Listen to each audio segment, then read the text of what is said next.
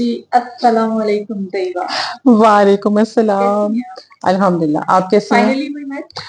Oh yes, after how many cancellations and postponing of the Yeah. Anticipated meeting, हम लोग कितने अरसे से ये ट्राई कर रहे थे, डॉक्टर प्रिया। But अल्हम्दुलिल्लाह। but the point is कि finally we are doing this podcast.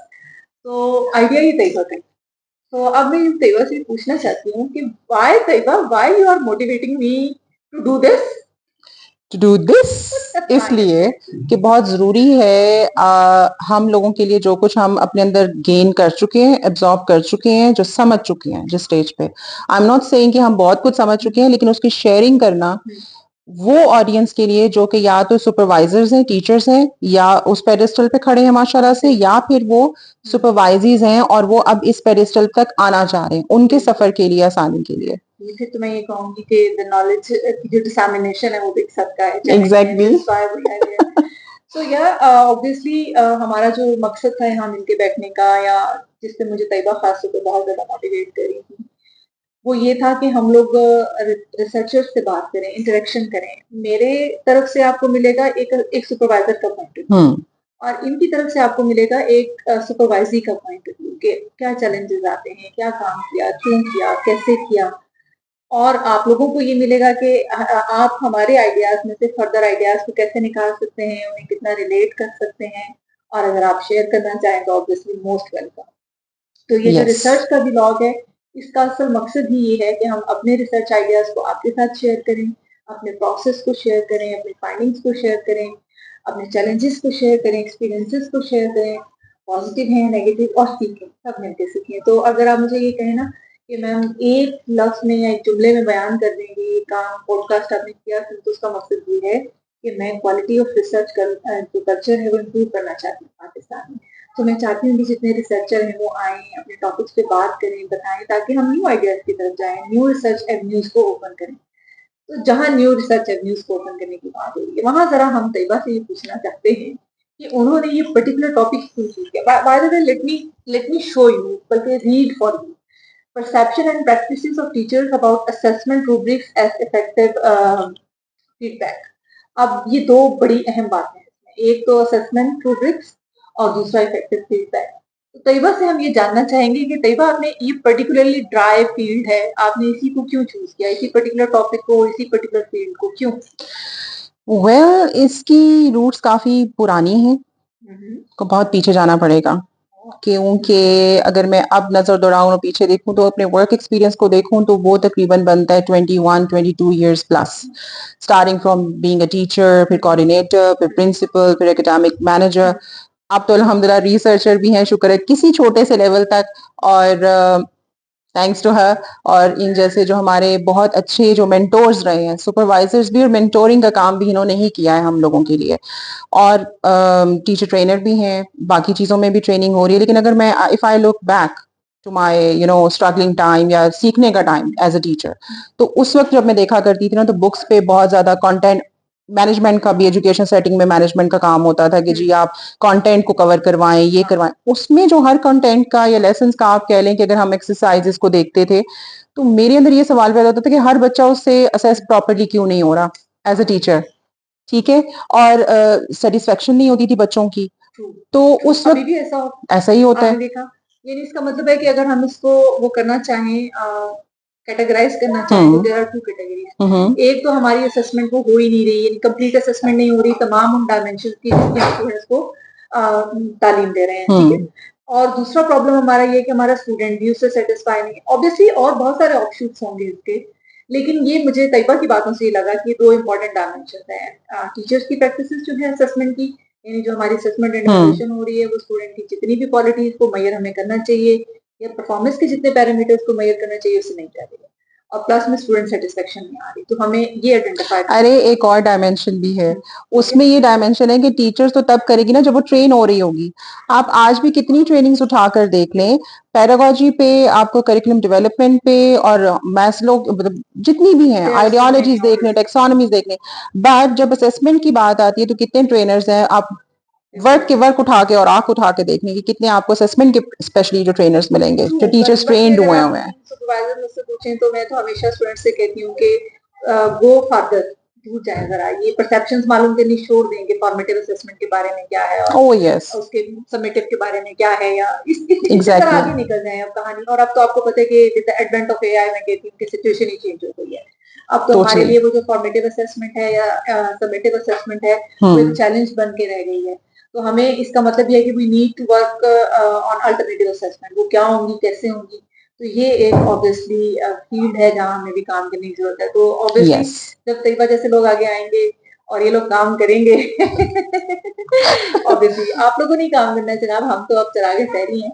तो आप ऐसा तो ना कहें, ऐसे ही लोग हैं जो फील्ड में आगे बढ़ेंगे इसी पैशन के साथ, तो मुमकिन तौर पे हम कुछ बेहतर स्ट्रेटेजीज को प्रेजेंट कर सकेंगे। और किस लिए, ताकि क्वालिटी ऑफ एजुकेशन। और एक और चीज on a very serious note कि एक चीज जो बीइंग अ सुपरवाइजर जो उस सफर में मैं जरूर शेयर करना चाहूंगी, जिससे मुझे लगता है कि बहुत से सुपरवाइजर्स जो है ना रिसर्च के, चाहे वो एमफिल के या पीएचडी के, वो इसको रिलेट करेंगे। वो जो सफर होता है, वो जो फीलिंग्स आ रही होती हैं, आपने हर स्टेप पे कुछ नया आपके लिए खुल रहा है, ठीक है, खुल जा ओपन सेसमी, खुल जा सिम सिम, और आप एकदम उसमें वंडरलैंड में आ जाते हैं।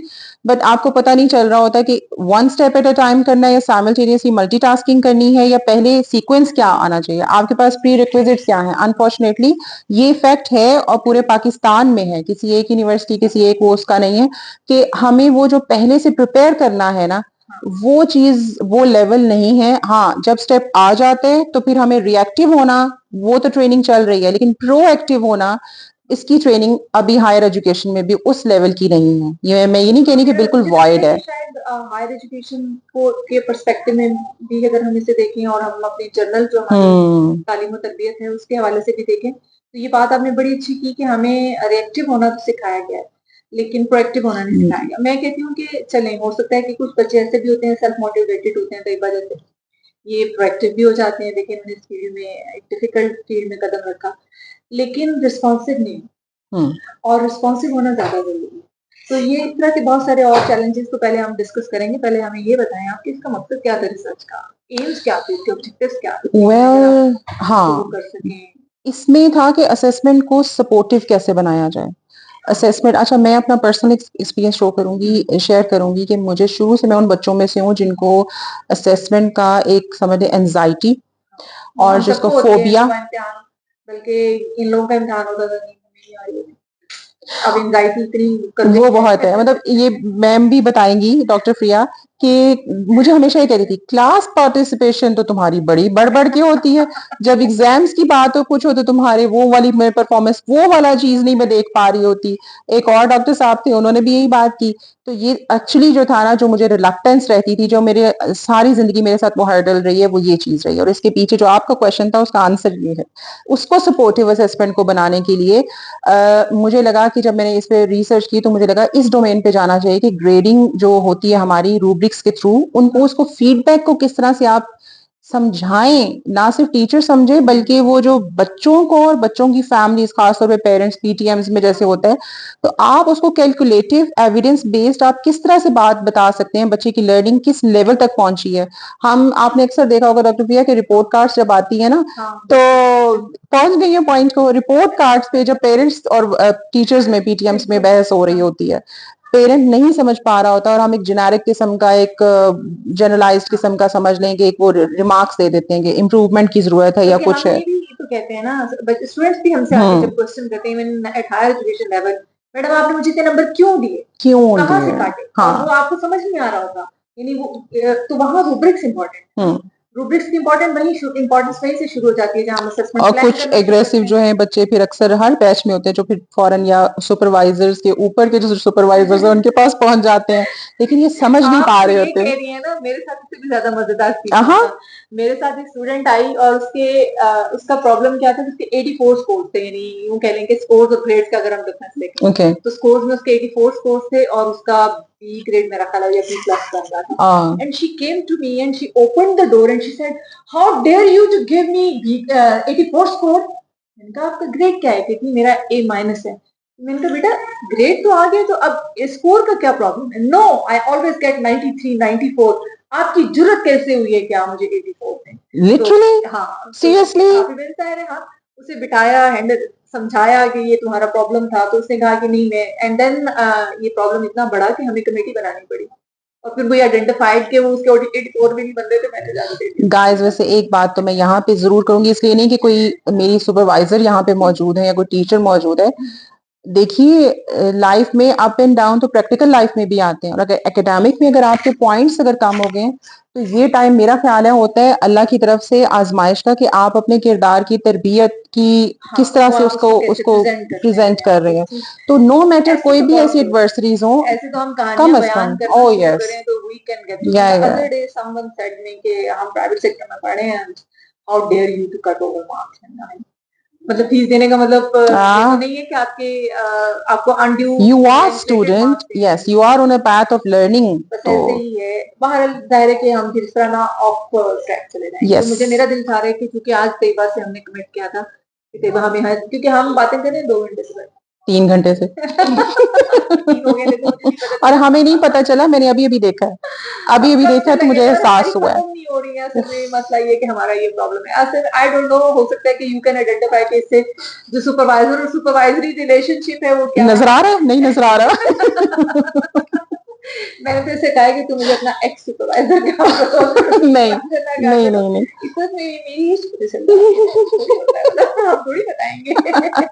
नहीं भाई, लेकिन जितना है ना एज इनको, इनकी तब भी मेरी जो है ना उसके सामने कम ही लगेगी, डोंट वरी। तो हमारा मुझे ऐसा लगता है, शायद तैयबा में एग्री विद दिस, कि जब इन्होंने थीसिस किया था। अच्छा वैसे चलो तैयबा तुम ही बताओ कि जब थीसिस स्टार्ट किया था और थीसिस का process, she came to me and she said कि she want me to be her supervisor, और मैंने कहा कि मैं ही क्यों। इसे मैंने उस वक्त भी ये सवाल पूछा, और and I actually suggested her couple of people कि आप उनके पास चले जाएं, और ये कोई 15-20 दिन बाद घूम फिर के फिर मेरे पास। तो मैंने कहा कि चलो ठीक है फिर अब करना है, और चलो लेट्स सी लेट्स डू। तो हमने एक जर्नी स्टार्ट किया, और उस जर्नी में इट्स नॉट नेसेसरी कि तैयबा के ही एक्सपीरियंसेस होंगे, ऑब्वियसली मेरे भी होंगे, मूड स्विंग होंगे, मेरे ऊपर वो मूड स्विंग तो हमारे पास कम होते हैं, एडमिनिस्ट्रेटिव प्रेशर्स होते हैं, काम के होते हैं, और एक लंबा टाइम सुपरवाइजर और सुपरवाइजरी एक दूसरे के साथ गुजारने होते हैं। तो और उसके बाद इनका थीसिस खत्म हो गया, ये बिल्कुल जो है चींगों की तरह, कहना नहीं चाहती, चींगों की तरह ये गायब हो गई, फिर अचानक से ये आइडेंटिफाई हो गई, और आज हम यहाँ बैठे हुए हैं। तो लेकिन वो रिलेशन कैसे बिल्ड हुआ, वो रिलेशन क्या था, वो कैसा था कि जो तुम्हें यहाँ वापस ले आया, यहाँ बैठ के आज हम इतनी मजे की हमारे घर में बैठे हैं। स्टोरी टेलिंग देख ले जरा, ऐसे शो किया जैसे बाद में अचानक वो गधे के सींग सर से सींग की तरह गायब हुई थी तो अचानक आ भी गई है, ऐसा कुछ नहीं हुआ। ड्रामेटिक इफेक्ट देखे जरा। हम लोग कांटेक्ट में जरूर रहे हैं, लेकिन ये कि ऑब्वियसली ऑब्वियसली मैम की अगर देखा जाए तो सबको पता है कि क्या रिस्पॉन्सिबिलिटी, और जिस जगह पे वो हैं, जिस डेजिग्नेशन पे वो हैं, उसकी अपनी क्या डिमांड्स हैं। और बिल्कुल, और फिर उसके बाद एमफिल के बाद जब मेरा अपना अगेन दोबारा, मतलब मेरा प्रोफेशनल तो वो चल रहा था, लेकिन जब मैंने साइट बदली और एक स्पाइरल फॉर्म में जो होता है ना कि आपकी इंप्रूवमेंट का साइकिल आ गया, आपकी डेजिग्नेशन इंप्रूव से इंप्रूव कर रहा है, तो हर स्टेप पे जाते हुए आपको फिर जीरो से स्टार्ट करना पड़ता है, फिर स्ट्रगल करनी पड़ती है उस नए स्टेप के लिए, उस नए डेजिग्नेशन के लिए। तो मुझे लगा कि शायद उस पर टाइम ज्यादा लगा, उस चीज को सेटल एडजस्ट होने में टाइम, अपना आप मनवाने में टाइम लगता है, उसमें आप थोड़ा सा टाइम के लिए हो जाते हैं कट ऑफ। लेकिन ये जरूर था कि हम लोग चाहे वॉइस मैसेजेस के थ्रू, हम तो ये पूछ रहे हैं मुझे तो देनी थी। हम तो ये कह रहे थे कि जो रिलेशनशिप था आपका, वो कैसे आपके नजदीक कैसे स्ट्रॉन्ग बॉन्डिंग हुई, वो डेवलप हुई, क्योंकि सारे मैं तो सुपरवाइजर हूँ ना। देखिए मैं हमेशा ये कहती हूँ कि टीचर के पास तो every day we meet hundred students, हमें सब नहीं याद रहते, लेकिन स्टूडेंट को टीचर याद रह जाता है। तो why she came back and why what was her in her mind कि मेरा सुपरवाइजर ही मेरा मेंटोर होना चाहिए, पहले किसने कहा कि मेंटोर होना चाहिए, बताओ ना सर। अच्छा, इसमें मैं पहली बात कहूंगी कि आई वाज ये अच्छा काम हो गया था ना कि जब हम टॉट कोर्सेज पढ़ रहे थे, यूनिट्स पढ़ रहे थे, असेसमेंट का तो था ये आपका। तो उस वक्त भी, अच्छा जो मैं बाकी यूनिट्स भी पढ़ रही थी, तो जब जितने जो टीचर्स हैं, मैं सबको एक मेंटी तो स्टूडेंट करता ही है ना असेस के क्या है रवैया, क्या है एटीट्यूड, क्या है, कोई टीचर के पास अप्रोच कर रहा है वैसे तो वो किस तरह से उसको डील कर रहे हैं। हमारी जो एक बातचीत चल रही है, तो back of mind excuse me, तो स्टूडेंट को तो ये है ना कि कौन सा टीचर ज्यादा रिस्पॉन्सिव और किसके से पास इल्म ज्यादा है।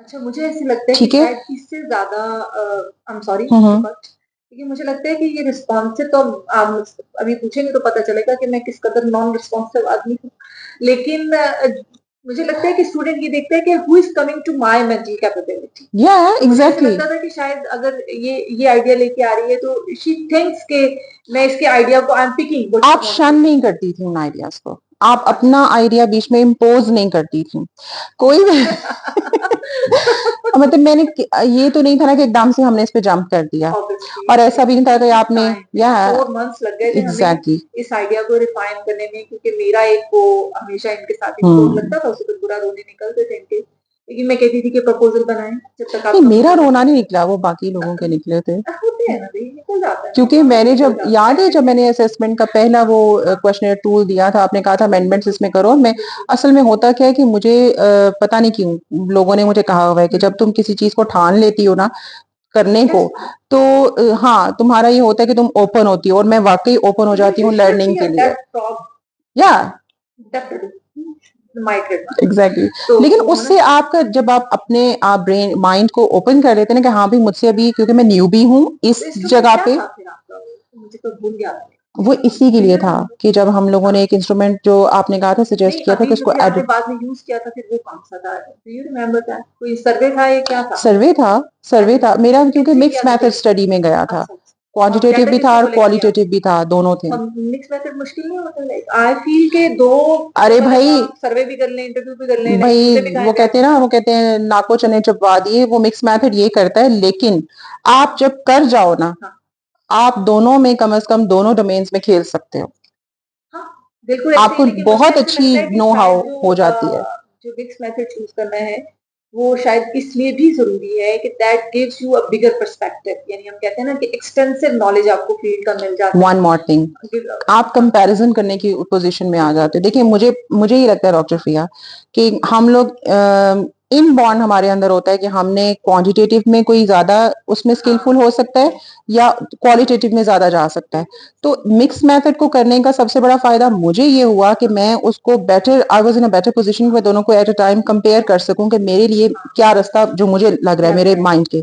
तो नो डाउट मैंने क्वालिटेटिव भी किया, क्वांटिटेटिव भी किया, लेकिन क्योंकि मुझे बड़ा शौक है ना हर चीज में डिगिंग डीप करने का, तो मैं क्वालिटेटिव की तरफ मुझे पता चल गया कि ये चीज, ये आपको अगर आप उसको समझने की कोशिश करें ना, तो उसमें ये फायदा होता है कि जो इंटेंसिव नॉलेज है वो आपको क्वालिटेटिव से मिल जाता है, और एक्सटेंसिव नॉलेज जो है वो आपको क्वांटिटेटिव से मिल जाता है। तो यूं समझ लें कि अगर आप मिक्स मेथड यूज कर लेते हैं तो you become an expert in particular field in which you are.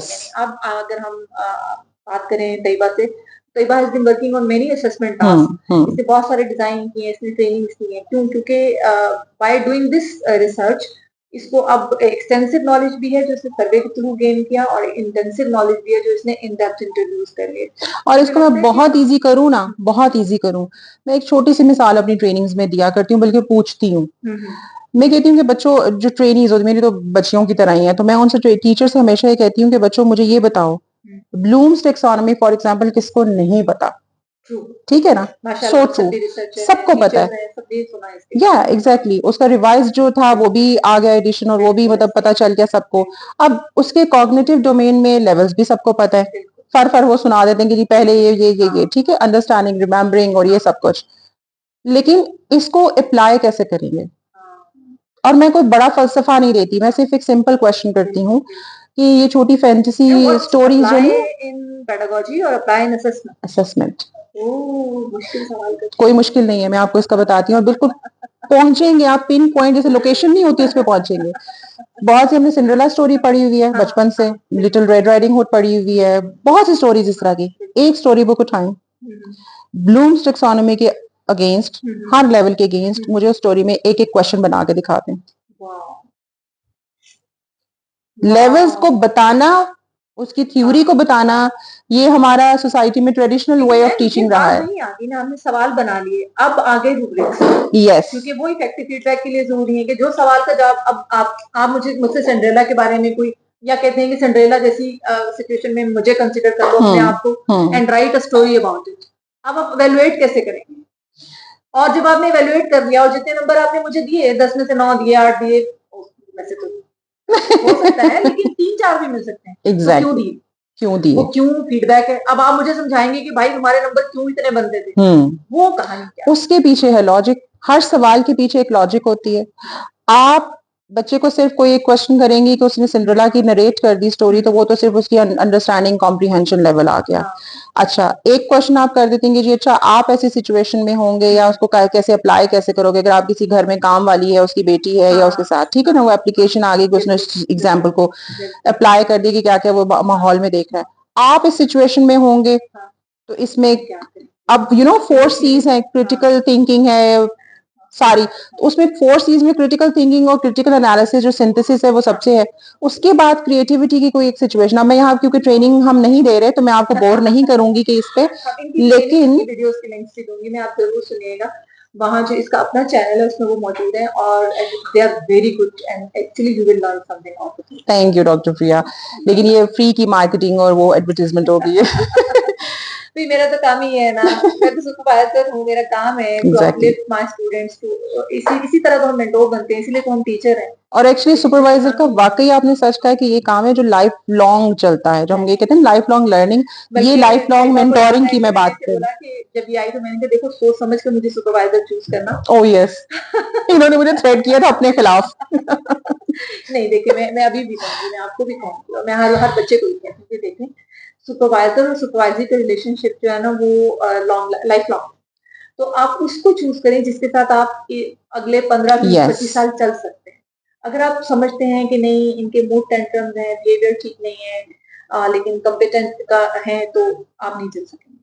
देखिए मैं आपको एक बात बताऊं, इसी बात को करते हुए हर स्टूडेंट की तरह, हर सुपरवाइजर की तरह उस वक्त, क्योंकि आपका एक्सपोजर दूसरी सीट पे बैठे हुए बंदे की तरफ नहीं ना होता, आप ये बातें सोचते हैं, मैंने भी कई दफा सोची, लेकिन ये देखें कि अगर मैं सिर्फ अपने स्ट्रगल टाइम को देखूंगी ना, और मैं ये नहीं देखूंगी कि उस वक्त सुपरवाइजर किन किन मुसीबतों में है या किन किन ड्यूटीज को कर रहा है, जल्दी रिस्पॉन्स क्यों नहीं कर रहा, रिसर्च करवाना है वो भी तो पूरा टास्क है। यस, यानी आपसे काम लेना, आपको गाइड करना, आपके आइडिया तक पहुंचना, फिर उसे क्लियर करना, उसे एक प्रेजेंटेबल पोजीशन तक लेके आना, और ऐसा तो नहीं है कि आपको प्रॉब्लम्स नहीं आए होंगे, बिल्कुल ऐसा है, काम करते हुए you might have face so many problems, मसलन आपने क्या क्या फेस किए थे? नहीं, मैं एक और तरफ बात अभी लेके जाना चाहती हूँ, उसी बात को आगे करते हुए कि जो स्ट्रगल आपका सुपरवाइजर उस वक्त कर रहा है, उसके पास सिर्फ एक थीसिस नहीं है, याद रखें, एक थीसिस नहीं है, वो एट अ टाइम बहुत से उनको डील कर रहा होता है। मैं अगर ऑन द स्पॉट पूछती हूँ इस वक्त मुझे बड़ी जरूरत है, मैं बैठी हुई और मैंने फटाफट आंसर लेके मैम से और इसको कवर करना है, तो ऐसा नहीं हो सकता, क्योंकि उस वक्त वो किस मतलब एक वो कौन सा काम कर रही हूँ, मेरे क्या चल रहा है, तो ये ऐसा होता है कि और फिर सुपरवाइजर को ये देखना रात के 2 बजे कि मैं ये काम कर रहा था, वो ये सवाल करके मैडम को पूछना चाहिए, अब मैडम को कॉल आ रही है और मैडम को याद ही नहीं आ रहा है कि बोल कौन रहा है, तारे बोल रहे हैं, और वो थीसिस का था क्या, मतलब पूरा हर वक्त तो वो रोबोट की तरह नहीं उनके जहन में ठक से वो आ जाएगा, तो ये चीजें हम सुपरवाइजर्स को हर वक्त जहन में रखना बहुत जरूरी है। हाँ ट्रू, लेकिन फिर भी मैं चैलेंजेस पूछूंगी आपसे कि क्या आपको क्या चैलेंजेस आए? सबसे बड़ा मेरा चैलेंज था कि मैं आई वाज ऑन जॉब, ठीक है ना, तो मुझे अच्छा एमफिल और पीएचडी लेवल पे हमें ये मसला बहुत, बीइंग सुपरवाइजर मैं बताऊंगी ये चैलेंज, ये आपका चैलेंज नहीं है, ये हमारा चैलेंज। और मैं एक बात बता दूं कि जो आपने अगर अपना डाटा उठाना है ना सिर्फ डॉक्यूमेंटेशन से या कुछ, बड़ा इजी है, मैं क्योंकि पसंद करती हूँ आ बैल मुझे मार, तो मैं करती हूँ, मैंने कहा जी फटाफट, मैंने कहा मैं तो जाऊंगी क्योंकि मैं जाऊंगी फील्ड में और मैं फील्ड से डाटा उठाना चाहूंगी, बड़ी सोफिस्टिकेटेड होके मैंने ये बातें की, फिर मुझे ना 4 यूनिवर्सिटीज में जाना था, 400 के जो है वो रिस्पॉन्सेज उठाने थे। आपने स्टूडेंट से डाटा लिया था या टीचर से? उसमें मैंने जो नॉवाइस टीचर्स है ना, जो खास बीएड हैं, एमएड हैं, जो प्रोफेशनल उसमें ले रहे हैं, सीनियर टीचर्स भी, सीनियर स्टूडेंट्स जो हैं, टीचर स्टूडेंट्स जो हैं, तो उसमें वो शुरू के बैचेस के भी और जो सीनियर लास्ट ईयर है उसमें भी, एग्जैक्टली। और उसमें मैं आपको एक बात बता दूं कि जब मेरी यूनिवर्सिटी की बारी आई थी तो मेरे बहुत मुश्किल हो गया था कि जॉब के साथ मैंने जॉब को सेक्रीफाइस कर दिया कि ये डिग्री मुझे नहीं मिलेगी दोबारा अगर मैंने इसको छोड़ दिया या मैंने फ्रीज करवाया, ये टाइम है कि मैं इस पे इसकी वैल्यू इतनी है। और उस वक्त मुझे मैम ने, मैं क्यों इनको मेंटोर कहती हूँ कि इन्होंने मुझे ये सपोर्ट किया था कि बाकी यूनिवर्सिटीज मैं घूम रही थी इसी जून जुलाई के टाइम में, और जो मेरी यूनिवर्सिटी है जहाँ पे मैं पढ़ रही थी वहां का डेटा उठाने में ये जनाब हाजिर थे, उन्होंने खुद बहुत पता ही नहीं और फोटो कॉपीज करवा के क्वेश्चनर की और इतने दत्थे में और क्लासेस में भिजवा दी और जाके करवा रही हूँ।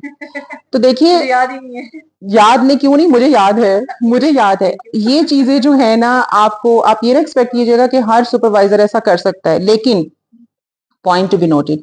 जिस लेवल तक भी आपका सुपरवाइजर आपको सपोर्ट कर रहे हैं ना, और याद रखिए सुपरवाइजर सपोर्ट करने के लिए है। पढ़ना, रिसर्च करना, उसको सीखना, ये हमारा काम होता है। हमें प्लेट में रख के रिसर्च वर्क तो है ही नहीं ना। रिसर्च तो आपका है ना, एग्जैक्टली, एक्सपर्टीज तो आपकी है, फील्ड तो आपकी है। हमने तो आपको टेक्निकल गाइडेंस दी, वहां तक पहुंचाना है। यानी उंगली पकड़ के हमने आपको उस ब्रिज से निकाल देना है। आगे न्यू एवेन्यूज आप लोगों ने वो करने हैं, एक्सप्लोर करने हैं और हॉरिजॉन्स करने हैं, बल्कि हमें भी उधर से टाटा करना है। ये देखिए हमने नया आइडिया कर लिया। अब ये इसका है ना, बता रही है ना खुद ही कि मेरे पास वायरस है। हर थोड़े दिन मुझे कोई नया आइडिया दे देती है, लग जाती है मेरे पीछे कि ये काम कर देंगे, कर देंगे, है ना। लगना पड़ता है क्योंकि उससे मेरी लर्निंग बड़ी होती है। फाइंडिंग्स उसमें वो रिसर्च कर अच्छा लिया, ये हुआ कि फाइनल ईयर के भी जो टीचर स्टूडेंट टीचर थे, उन तक को अंदाजा नहीं था कि रूब्रिक्स है क्या। सबसे पहली बात ये फाइनल ईयर्स को मैंने I made a training and I was part of that actually. तो जब हम लोगों ने लोगों से बात की तो उन्हें नहीं पता, यानी असिस्टेंट प्रोफेसर लेवल पे रूब्रिक्स नहीं पता लोगों को कैसे देते हैं। उसमें मुझे चैलेंज हुआ। चैलेंज पहले ये हुआ, पहले तो आपको पता ना ये पायलटिंग की मैं बात कर रही हूँ। ये जो पायलट सेशन चला था ना 50-100 का मैंने किया था, आपको याद होगा।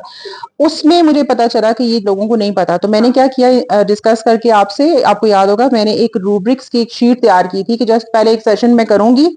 और इससे मुझे लगता है जो मुझे तसल्ली नहीं हुई है कि हम जब भी कोई चीज इंट्रोडक्शन के लिए भी दे देते हैं ना, तो इन अ वे अनकॉन्शियसली अगले को ये मैसेज आता है कि ये अच्छी चीज ही होगी, ये बायस्ड की तरफ जाता है। और मैंने फिर बेइंतहा मुझे चैलेंजेस हुए कि मैं उसको अनबायस्ड रखने की, अलूफ करने की कोशिश करूं, उनको समझाते हुए भी। कर रहे होते हैं तो हमारे लिए सबसे बड़ा मसला और रिसर्चर बायस, ठीक है। और ये जब हम स्टूडेंट्स को बताना शुरू कर देते हैं कि रूब्रिक्स क्या होते हैं, तो फिर हमें वहाँ ये प्रॉब्लम आती है कि कहीं हम अपना ही जवाब तो उनके मुंह में नहीं रख रहे, लोगों लगना शुरू हो जाता है कि यही बात होगी, इसको ऐसे ही रिस्पॉन्ड करना चाहिए। ये भी था। अच्छा, ये फीडबैक देना भी नहीं आता लोगों, मतलब ये जो तारीफ मेरी बयान कर रही है ना, तो फीडबैक लेते थे ये लोग, इनको डांट पड़ती थी, मतलब अच्छी खासी। तो वो उसी से तो लर्न किया है कि कहाँ हम गलती कर रहे हैं। और ऐसा होता था कि किसी दफा ये लोग आते हैं और आके इनको काम दिया हुआ है और वो बताया हुआ है कि जनाब बनाओ रूब्रिक्स, जैसे मैंने इसको कहा रूब्रिक्स बना लो, ऐसे इंस्ट्रूमेंट बनाने का कह दिया। या जब राइटअप था, आप राइटअप पे बैठ जाते हैं और आप लिख रहे हैं और स्टूडेंट आगे हमें कह रहा होता है जिंदगी का पहला राइटअप। और मैं आपको बता दूं कि मुझे सारी जिंदगी नफरत रही है क्रिएटिव राइटिंग लिखने से, और मतलब राइटिंग रिटन एक्सप्रेशन से। मैं आइल्स भी जब जिस जमाने में किया था ना, तो राइटिंग ये तो नहीं होना चाहिए था। मुझे पता मैं लिख सकती हूँ, बस ना मार्क्स दो मुझे, ठीक है। तो पता तो है, मुझे भी पता होना चाहिए क्या लिख सकती है।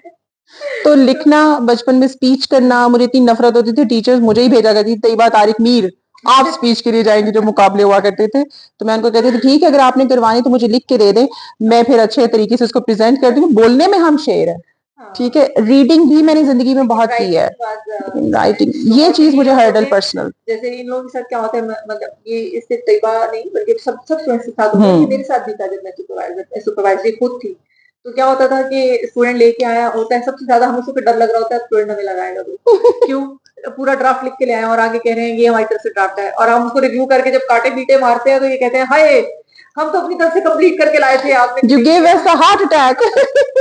तो ये हमारा छोटे-छोटे बहुत सारे हार्ट अटैक्स आपको। लेकिन आपको मैं बताऊं कि उसी चीज पे मेरी जो परफॉर्मेंस थी ना, उस पे जो आपका फीडबैक आता था ना, उसने मुझे इसको बनाने में मदद दी। लेकिन ये जो इफेक्टिव फीडबैक है ये क्या था, यानी कि इफेक्टिव फीडबैक कैसा होता है, मुझे अभी तक ये बात नहीं पता।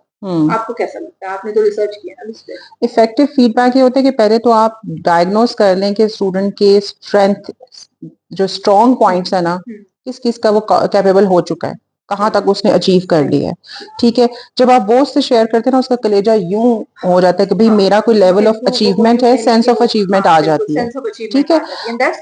या एग्जैक्टली। उसके बाद ये होता है कि फिर आप वीकनेसेस पे काम करें, लेकिन वीकनेस का वर्ड ही ना बोलें।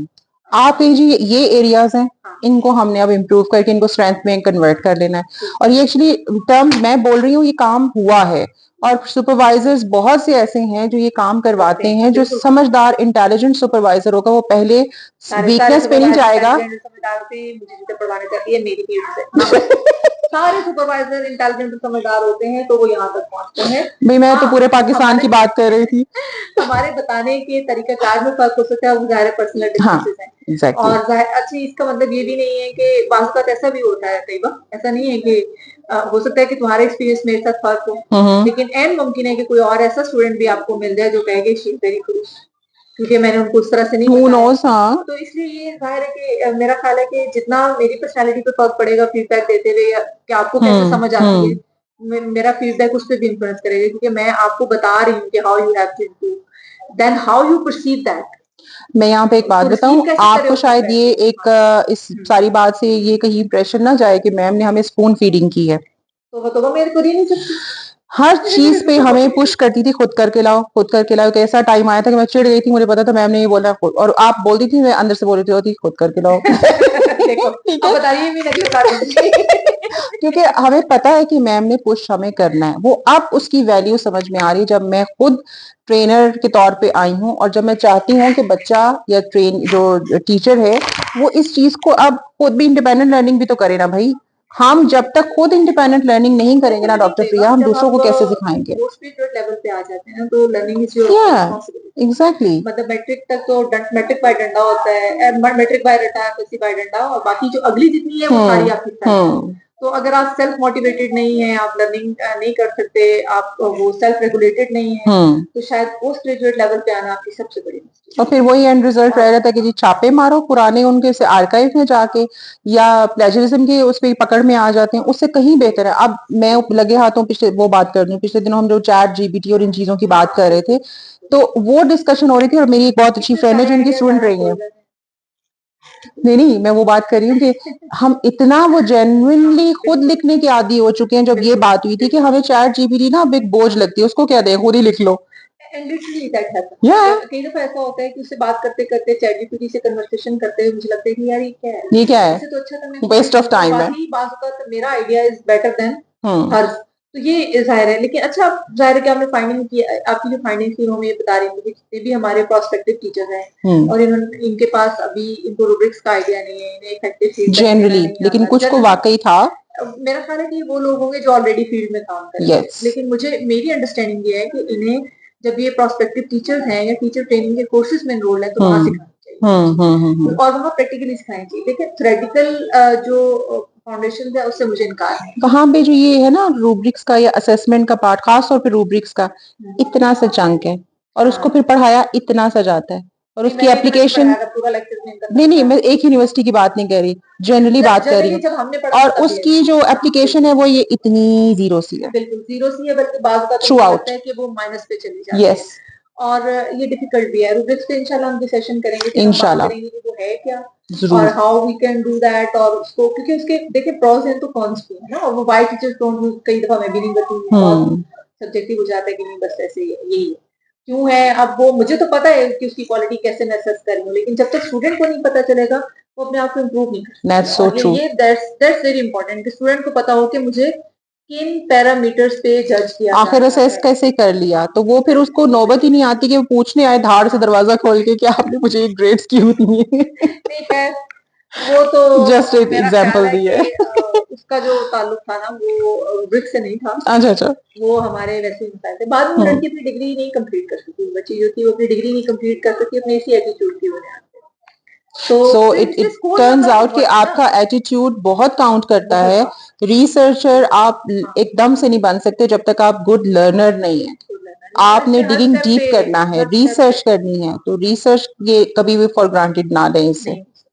तो आप जो अभी न्यू जो रिसर्चर्स आ रहे हैं उनके लिए कोई ऐसी टिप जो आप देना चाहें कि उससे उनको बेनिफिट हो जाए, सुपरवाइजर के लिए भी, सुपरवाइजरीज के लिए भी, ताकि वो किन चीजों पे काम करें कि वो अच्छी रिसर्च को एक चीज ने मुझे बहुत बहुत फायदा दिया कि जो मैं फाइंड आउट करती जा रही थी ना, उस नतीजे पे पहुंचते के साथ-साथ मैं उस चीज़ को अप्लाई करना, प्रैक्टिस में लाना, अपनी प्रोफेशनल प्रैक्टिस में लाना शुरू हो गई थी। प्रोफेशनल प्रैक्टिस में लाने का फ़ायदा सबसे बड़ा ये होता है कि जब आप उसको अप्लाई कर रहे हैं ना कहीं फील्ड में, आपको उसका जो पॉज़िटिव फीडबैक है और जो नेगेटिव फीडबैक में इन द सेंस कि उसमें अभी भी कहाँ-कहाँ कमी है, वो आपको ड्यूरिंग द रिसर्च आपको अपने प्रोग्राम में पता चल जाता है कि ये ड आपकी मुझे लगता है कि एक पॉइंट आप समझ रहे होते हैं कि ये अब इसका अल्टीमेट पॉइंट है, एंड पॉइंट है, लेकिन वो एंड पॉइंट नहीं होता। रिसर्च में तो इट खैर ऐसा लीड्स है टू भी ना या कि एवरी जो रिजल्ट है foundation stone for the next research. मेरा ख्याल है कि रिसर्च एग्जैक्टली में तो है भी बिल्कुल ऐसा। सही। और ये एक इसको एटीट्यूड अप्लाइड रिसर्च पे फोकस करें फोकस करें। और जो रिसर्च करें उसको भी अप्लाई करें। यस ठीक है, सो अप्लाइड रिसर्च और रिसर्च को अप्लाई करने में ये फर्क है कि अप्लाइड रिसर्च जब हम करते हैं तो try to identify the problems जो प्रोसीजर्स को इम्प्रूव करने में हेल्प करते हैं, और रिसर्च को अप्लाई करने का मतलब ये है कि जो कुछ आपने लर्न किया उसे अपनी फील्ड में अप्लाई करते हैं। बिल्कुल। और एक और चीज, अपने जो आपके फ्रेंड्स हैं, पीयर्स हैं, मैं लकी रही कि मुझे एक दो कम से कम ऐसी बहुत जबरदस्त मेरी उनके साथ भी, जैसे डॉक्टर फ्रिया के साथ एक लाइफ लॉन्ग एक कनेक्शन बन गया ना, कनेक्शन क्या बहुत अच्छा रिलेशनशिप बन गया। उसी तरह से मुझे सारे नहीं, लेकिन मैंने चूज कर लिया, बल्कि अल्लाह ने चूज कर लिया मेरे लिए कि वो एक दो जो लोग थे जो वाकई जिनमें पोटेंशियल नजर आ गया। डॉक्टर प्रिया भी इसकी गवाही देंगी कि वो वाकई गुड रिसर्चर्स और अपनी फील्ड में दिल से करना चाहते हैं। हम लोगों ने एक अपना बना लिया होता था, और हमारी एक प्रैक्टिस ये थी डॉक्टर प्रिया कि हम लोग एक दूसरे के आर्टिकल्स ना, जो आर्टिकल्स कह रही हूँ, थीसिस को या उन आइडियाज को जो जो हम राइट अप करते थे हम शेयर करते थे। Even during the collection of data हम लोग शेयर करते थे। इसका इन्फ्लुएंस बहुत ज्यादा है। Peer learning is very strong, याद तो रखिएगा। पीयर रिव्यू की जो पहली स्टेज है ना, वो ये है कि खुद जो सीख रहे हो ना, दो रिसर्चर सुपरवाइजीज हैं, वो आपस में हम शेयर कर रहे होते थे और इतना बॉन्डिंग थी। या बिल्कुल डिफरेंट है। तो ये मुझे याद है कि ये जिनसे शेयर करती थी, मेरी अंडरस्टैंडिंग में मेरा ख्याल है एक बंदी पॉलिसी पे काम कर रही थी, जी जी जी जी ये खुद रिसर्च पे काम कर रही थी, लेकिन देखेंगे दो असेसमेंट पे, हाँ सॉरी असेसमेंट पे, जी जी जी। तो ये इस पे काम कर रही थी, उसके बावजूद शेयरिंग है। यानी आप ये नहीं कह सकते कि हम एक ही फील्ड में काम करेंगे तो हम शेयर कर सकते हैं। तो कोलैबोरेशन आर वेरी बिल्कुल। मेरे अब देखिए ना, जहाँ काम नहीं चल सकता। हाँ ना, और अगर आपको वो ऐसे फ्रेंड्स नहीं मिलते हैं जो आपके सपोर्ट, जिस तरह से आपको सपोर्ट मिली, वो आपको सपोर्ट करने वाले फ्रेंड्स नहीं मिलते हैं, तो यू शुड स्टे अलोन। वो सब मेरी रिसर्च में बहुत इंपॉर्टेंट है। आप ऐसे लोगों को, अब तो माशाल्लाह मैं ये समझती हूँ कि पोस्ट कोविड एरा में, क्योंकि ये टेक्निकल और सोशल मीडिया जो था ये हमें बहुत ज्यादा कॉमन हो गया है। इसमें बहुत ज्यादा ग्रुप्स हैं, लिंक्डइन पे बहुत ज्यादा ग्रुप्स हैं और आप लोगों से डिस्कस करते हैं। मेरे साथ ऐसा होता है कि मेरे साथ कई दफा ऐसा हुआ, शोभी नहीं है वैसे बता रही हूँ, कि मलेशिया से एक लड़की की कॉल आई और उसने कहीं मुझे लिंक्डइन पे देखा था।